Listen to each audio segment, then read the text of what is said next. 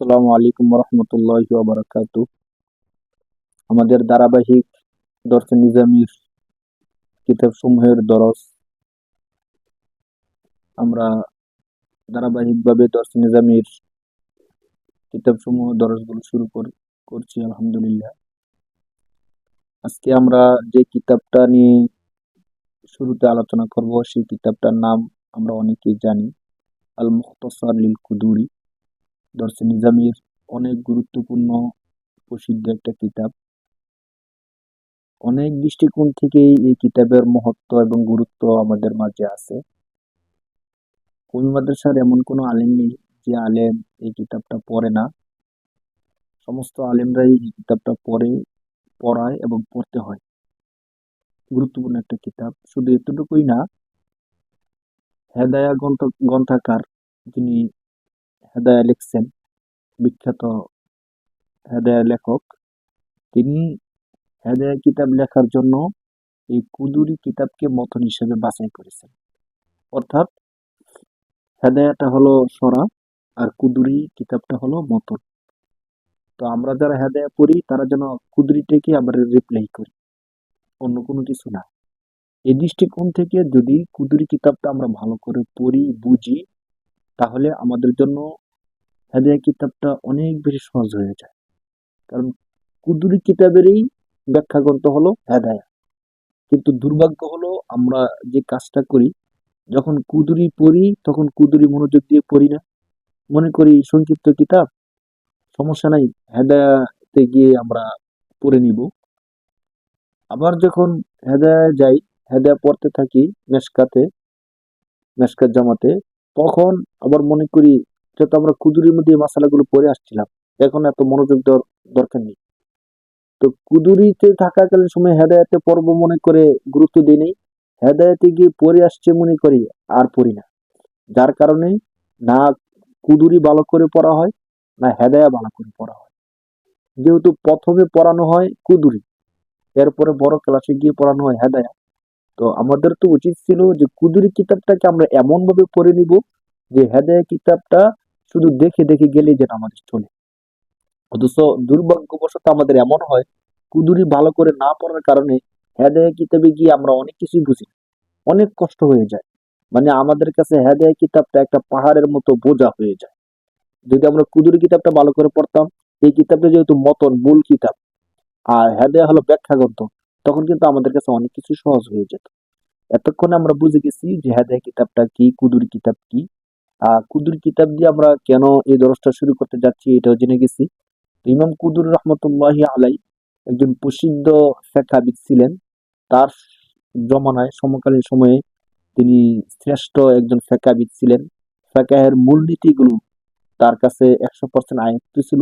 যার কারণে তিনি ফিকহ শাস্ত্রের যত মূলনীতিগুলো আছে সবগুলোকে একদম সহজে তিনি লিপিবদ্ধ করে ফেলেছেন।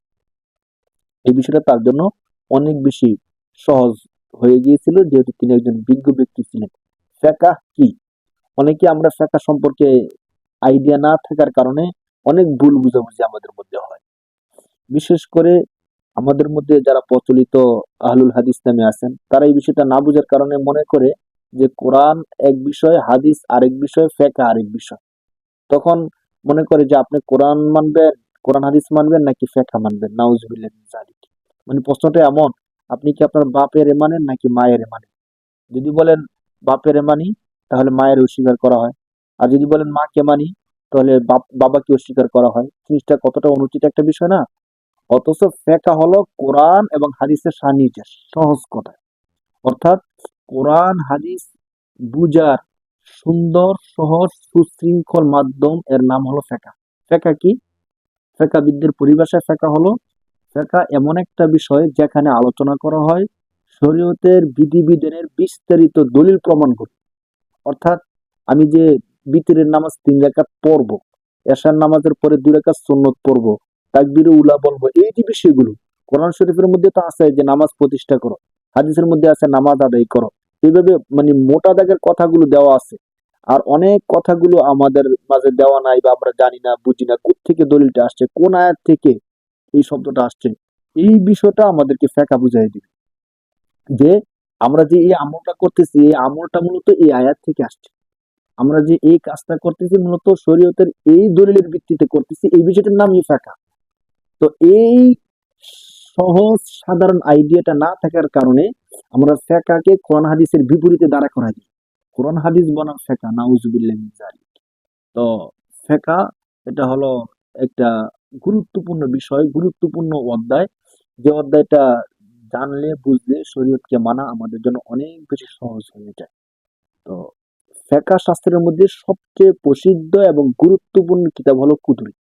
যদি আমাদের কেউ কুদুরি কিতাবটাকে আয়ত্ত করতে পারে তাহলে আশা করা যায় যে ফিকহ শাস্ত্রটা তার আয়ত্ত হয়ে গেছে।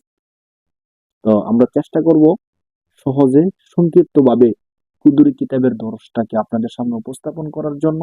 যারা ফিকহ সম্পর্কে জানতে চান, বুঝতে চান, তারা অবশ্যই দেখবেন, আপনি যে কোনো শ্রেণীর হন। অথবা কুদুরি কিতাব যদি কেউ পড়াতে চান, পড়তে চান, শিখতে চান, জানতে চান, বুঝতে চান, তাহলে আমাদের দরজগুলো দেখলে আশা করি আপনার জন্য ইজি হয়ে যাবে। এছাড়াও যারা ফিকহ সম্পর্কে ভুল ধারণা আছে, যারা মনে করেন যে ফিকহ হলো কোরআন হাদিসের বাইরে ভিন্ন একটা জিনিস, তারাও দেখতে পারেন, বুঝবেন যে মূলত ফিকহ কি। তো আমি বিস্তারিত ব্যাখ্যার মধ্যে যাব না। যখন আমাদের দর্সে নেজামির দরজগুলো বছরের শুরুতে শুরু হয়, ওস্তাদরা অনেক লম্বা তাকরির করে থাকেন, অনেক লম্বা লম্বা তাকরির হয় শুরুতে। তো কুদুরি, ইমাম কুদুর রহমতুল্লাহি আলাই, তিনি সংক্ষিপ্তভাবে বলার চেষ্টা করছেন। কুদুর রহমতুল্লাহ আলাই সম্পর্কে একটু বলি, তাকে কুদুরি কেন বলা হয়। কুদুরি তাকে এই জন্য বলা হয় যে, বলা হয় কিদরুন, কুদুরুন, ডেগ, পাতিল। তিনি বংশ পরম্পরায় তার বংশের লোকেরা ডেক, পাতিল ইত্যাদির ব্যবসা বাণিজ্য করত। তো সেখান সেখান থেকেই এই তাকে নিসবত করা হয় ইমাম কুদুরি রহিমাহুল্লাহ নামে। মূলত তার নাম ছিল আবুল হাসান আহমদ ইবনে মোহাম্মদ ইবনে জাফর আল বাগদাদি। মূল নামটা হলো আহমদ ইবনে মোহাম্মদ। হ্যাঁ, বাগদাদি নামে তাকে মানুষ চিনি। বাকি প্রসিদ্ধ হলো কুদুরি রহমতুল্লাহ আলাই। তো যিনি লেখক, তার নাম, তিনি যেহেতু কুদুরি নামে প্রসিদ্ধ, এজন্য তার লেখা কিতাবটাকে মানুষ কুদুরি কিতাব নামেই বলে থাকে। হ্যাঁ, যার নাম মুখতাসার লিল কুদুরি, ইমাম কুদুর রহমতুল্লাহ আলাই লিখিত সংক্ষিপ্ত ফিকার উসুল সমূহ। তো এই সম্পর্কে আপনারা আরো বিস্তারিত দেখে নিবেন। আমি শুধু সংক্ষিপ্তভাবে বলার চেষ্টা করছি। আমরা কিতাব শুরু করে দিই।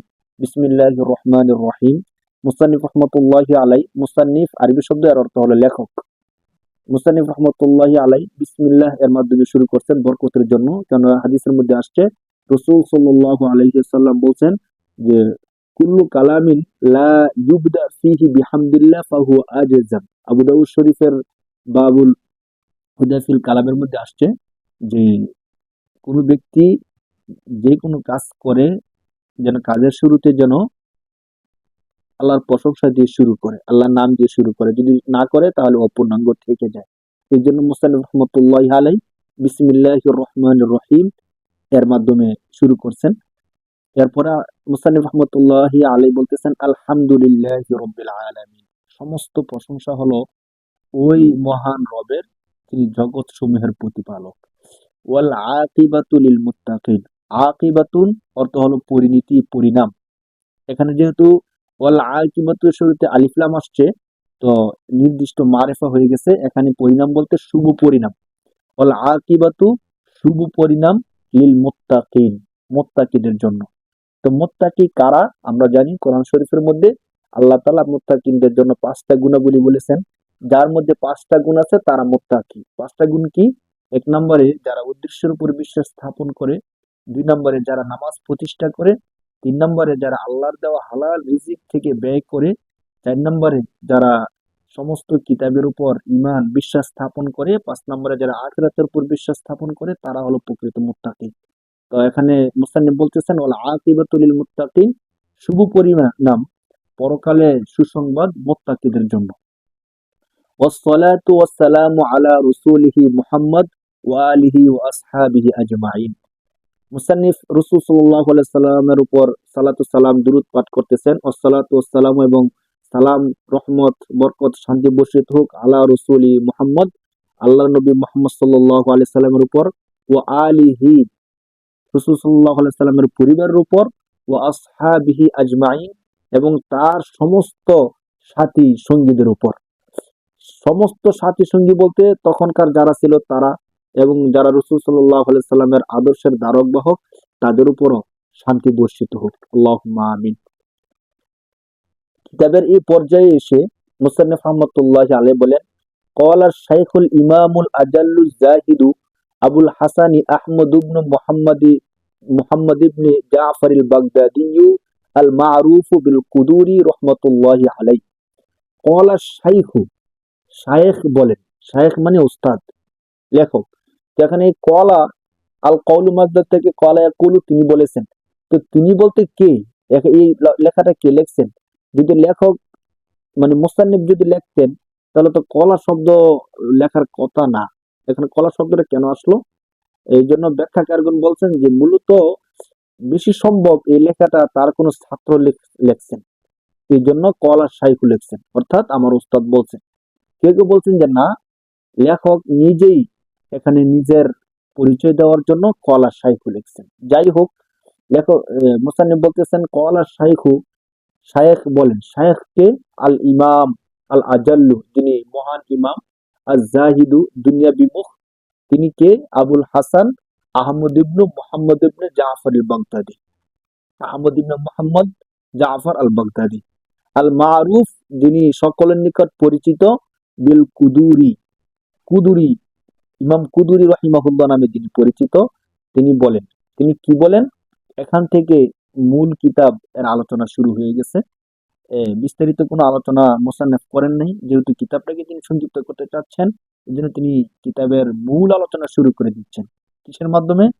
কিতাবুত তাহারাত। আমরা জানি যে ফিকহের যত কিতাবগুলো আছে, প্রায় কিতাবের মধ্যে কিতাবুত তাহারাত, পবিত্রতার কিতাবের মানে অধ্যায়ের মাধ্যমে শুরু করা হয়। কিতাবুন মানে হলো অধ্যায়, আর তাহারাত এর অর্থ হলো পবিত্রতা, পবিত্রতার অধ্যায়। কিতাব এটা ফিআলুন এর ওজনে অধ্যায়, আর তাহারাত মানে পবিত্রতা, পবিত্রতার অধ্যায়।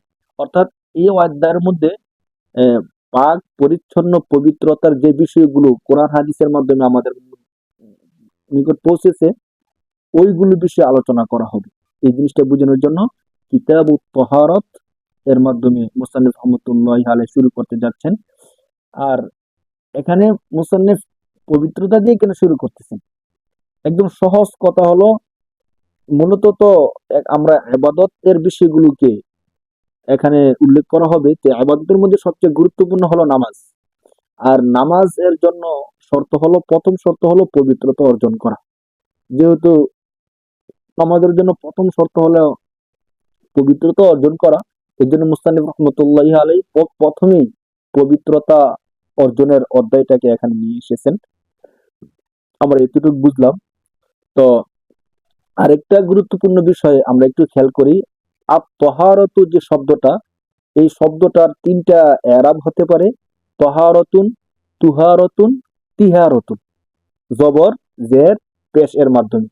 যদি তাহারাত বিল ফাতহি, হ্যাঁ, আত-তা বিল ফাতহা, তো এর মধ্যে যদি জবর দিয়ে বলি, তখন এর অর্থ হবে পবিত্রতা।